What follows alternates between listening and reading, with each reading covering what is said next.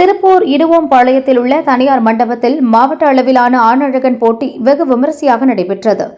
Tiruppur amateur body building association சார்பில் போட்டி நடத்தப்பட்டது. 45க்கு 55, 55க்கு 65, 65க்கு 75 வயது உள்ளிட்ட பல பிரிவுகளின் கீழ் நடைபெற்ற போட்டியில் 100க்கும் மேற்பட்ட போட்டியாளர்கள் கலந்து கொண்டனர்.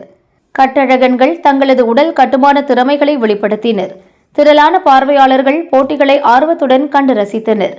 போட்டியின் நிறைவு விழாவில் பல்லடம் அதிமுக எம்எல்ஏ ஆனந்தன் கலந்து கொண்டு வெற்றி பெற்ற போட்டியாளர்களுக்கு கேடயங்கள் வழங்கி கௌரவித்தார். ஒவ்வொரு பிரிவிலும் முதல் பரிசு 3000, இரண்டாவது பரிசு 2000 மற்றும் மூன்றாம் பரிசு 1000 ரூபாய் வழங்கப்பட்டது. மாவட்ட அளவில் வெற்றி பெற்ற வீரர்கள் மாநில போட்டிக்கு தகுதி பெற்றனர்.